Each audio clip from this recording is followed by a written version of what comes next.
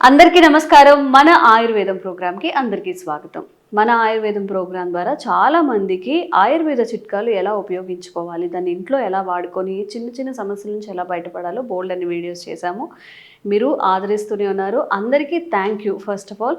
And ఈరోజు ఒక మంచి చిట్కాతో మీ ముందుకు వచ్చేసాము. షుగర్ అనేది అన్కంట్రోలబుల్ ఎక్కువగా ఉన్నప్పుడు దాన్ని ఎలా కంట్రోల్ చేసుకోవాలి అని ఎక్కువ టాబ్లెట్స్ వేసుకుంటూ ఉంటారు. దానివల్ల ఎలాంటి యూజ్ ఉండదు అండ్ సైడ్ ఎఫెక్ట్స్ వచ్చే అవకాశం కూడా ఉంటుంది. కాబట్టి మన ఇంట్లో దొరికే మెంతులు, పసుపు ఇలాంటివన్నీ యూజ్ చేసి ఈరోజు ఒక చిట్కాని అయితే తెలుసుకుందాం. మరి ఇంకెందుకు ఆలస్యం, వంటింటి చిట్కాలకు కేర్ ఆఫ్ అడ్రస్ అయిన మధుసూదన్ శర్మ గారు మనతో ఉన్నారు. ఈరోజు షుగర్ కంట్రోల్లో ఉండాలి, ఎలాంటి సైడ్ ఎఫెక్ట్స్ రాకుండా ఒక మంచి చిట్కా అయితే తెలుసుకుందాం. నమస్తే సార్. ఎలా ఉన్నారు? బాగున్నాను సార్. సార్, షుగర్ అనేది అన్ని వ్యాధులకి మూలం అని చెప్తూ ఉంటారు. ఏది లేకపోయినా షుగర్ ఒకటి ఉంటే చాలు, నోరు కట్టేసుకోవాల్సి వస్తుంది, స్వీట్స్ తినకూడదు, అన్నం ఎక్కువ తినకూడదు అని చెప్తూ ఉంటారు. కొంతమంది కొంచెం వేరే అదర్ ఇష్యూస్ వల్ల కూడా హై షుగర్స్ ఉంటూ ఉంటాయి. షుగర్ ఎప్పుడు కంట్రోల్లో ఉండాలి, ఎలాంటి సైడ్ ఎఫెక్ట్స్ రాకూడదు అన్నప్పుడు మన ఆయుర్వేదంలో ఎలాంటి చిట్కాలు ఉన్నాయి? చాలా ఉన్నాయమ్మా. ఈ రోజుల్లో షుగర్ చాలా కామన్ అయిపోయిందమ్మా. సో ఇంతకుముందు పూర్వకాలం అయితే షుగర్ ఉన్న వాళ్ళని వెతకాల్సి వచ్చేది, ఇళ్లలో కానీ, వీధుల్లో కానీ, టౌన్స్ లో కానీ, సిటీస్ లో కానీ. అవును, ఈ రోజుల్లో కామన్ అయిపోయింది. షుగర్ లేని వాళ్ళని వెతకాల్సినటువంటి రోజులు వచ్చేది. అవును. కరోనా తర్వాత ఇంకా వరస్ట్ అయిపోయింది సార్ సిచ్యువేషన్. చిన్న వాళ్ళకంటే 22 ఆ ఏజ్ నుంచి కూడా షుగర్ వచ్చే శాతం పెరిగిపోయింది బాగా ఈ మధ్య కాలంలో. సో చిన్న వయసులోనే షుగర్ రావడం వల్ల బంగారు భవిష్యత్తుకి అనేక రకాల అవరోధాలు ఏర్పడుతున్నాయి.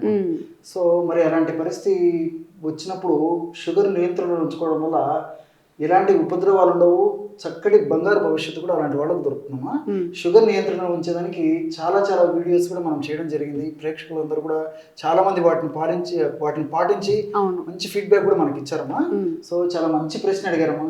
ఎందుకంటే షుగర్ కు సంబంధించిన మెడిసిన్స్ ఇట్స్ ఓషన్ అమ్మా. అవును, సముద్రం మనం ఏ విధంగా అయితే దాన్ని అంచనా వేయలేము, ఆ విధంగా షుగర్ కు సంబంధించి వేలాది లక్షలాది మెడిసిన్స్ మనకు ఉన్నాయి. సో వాటిలో కామన్ గా అందరికి అందుబాటులో ఉండి అందరూ వాడుకోదగ్గ సైడ్ ఎఫెక్ట్స్ లేకుండా సైడ్ బెనిఫిట్స్ ఉండేటువంటి మెడిసిన్ చెప్తానమ్మా. సో ఆ మెడిసిన్ తయారు కావాల్సినటువంటి పదార్థాలు 4 ఇవన్నీ కూడా నేను తయారు చేసి కూడా చూపిస్తాను. సో దీనికి 4 పదార్థాలు ఎలాంటి ఏంటమ్మా? పొడపత్రి చూర్ణమ్మా.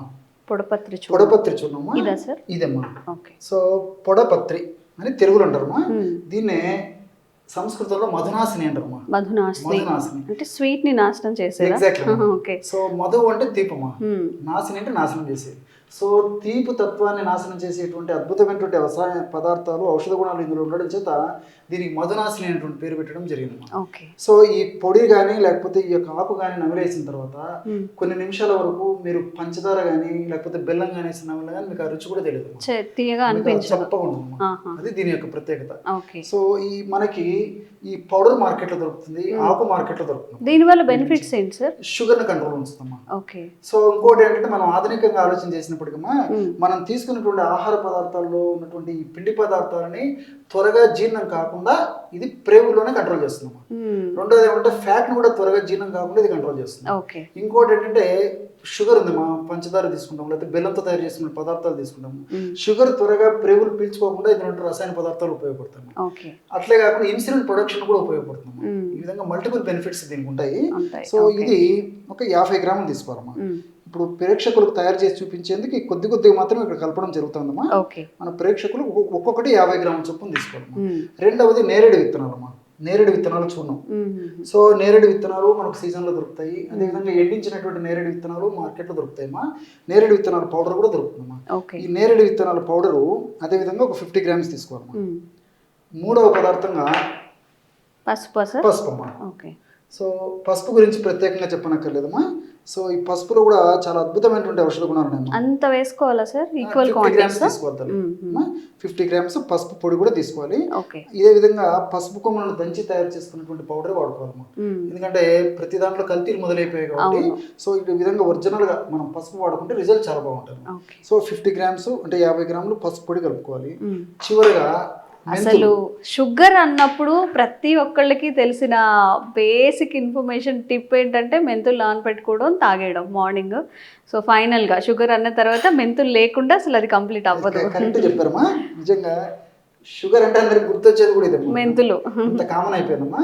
సో మెంతుల్లో కూడా చాలా మల్టిపుల్ బెనిఫిట్స్ ఉన్నాయి. మెంతులను కాస్త వేయించేసేసి పౌడర్ లాగా తయారు చేసేసుకొని ఒక 50 grams తీసుకోవాలమ్మా. ఓకే, కేవలం ఈ 4 పదార్థాలు 4 కూడా ఈక్వల్ క్వాంటిటీస్ లో తీసుకోవాలి. Either it is 50 grams or 100 grams, ఎంత తీసుకున్నా క్వాంటిటీ ఈక్వల్ గా ఉండాలి. ఎగ్జాక్ట్లీ అమ్మా. సో మధునాసిని అంటే పొడపత్రి చూర్ణము, నేరేడు విత్తనాల చూర్ణము, పసుపు పొడి, అదేవిధంగా మెంతులు వేయించి చేసినటువంటి పౌడర్, కొంచెం డ్రై రోస్ట్ చేసేసుకొని వేయించు. అంతేమ్మా. సో ఈ యొక్క మెంతులు మాత్రం వేయించాలమ్మా, మిగతా పదార్థాలు మాత్రం అక్కర్లేదమ్మా, అలాగే వాడుకుంటే సరిపోతుంది.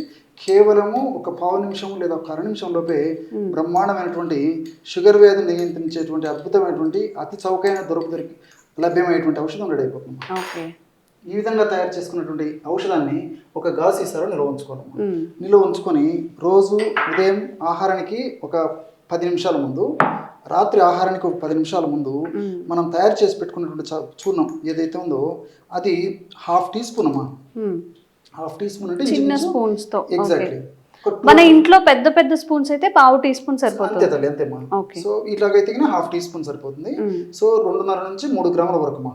సో ఒక్కసారి ఒక డోస్కి ఈ విధంగా కలుపుకోవాలన్నమాట.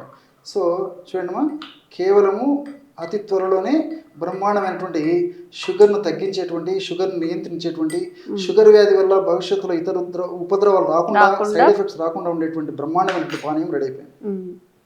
ఈ విధంగా తయారు చేసుకున్నటువంటి పానీయాన్ని ఒక ప్రమాణంగా సేవించాలమ్మా. ఇదే పద్ధతిలో మళ్ళీ రాత్రి పూట కూడా ఆహారానికి ముందమ్మా వాటర్లో కలుపుకొని తీసుకోవాలి. ఈ విధంగా రోజు రెగ్యులర్ గా తీసుకుంటుండాలి.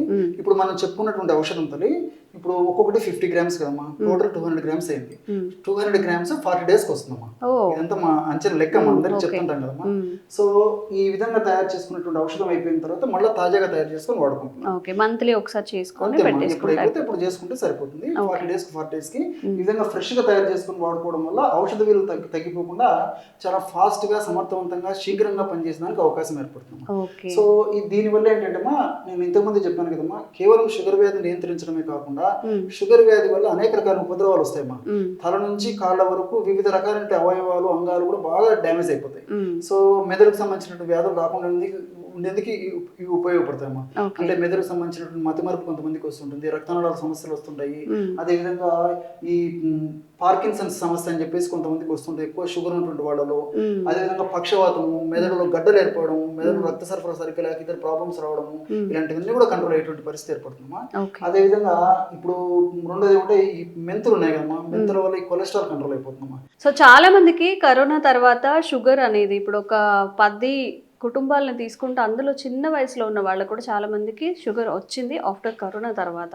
సో కొన్నిసార్లు మన మిస్టేక్ లేకపోయినా సమ్ డిసీజెస్ అని వస్తూ ఉంటాయి, లైక్ షుగర్ అనేది లైఫ్ స్టైల్ డిసీజ్ అంటూ ఉంటారు. కాబట్టి వచ్చిన షుగర్ని కంట్రోల్ చేసుకోవడం, దానివల్ల ఇంకెలాంటి సైడ్ ఎఫెక్ట్స్ కానీ ఇంకా ఆరోగ్య సమస్యలు రాకుండా చూసుకోవడం మాత్రమే మన వంతు.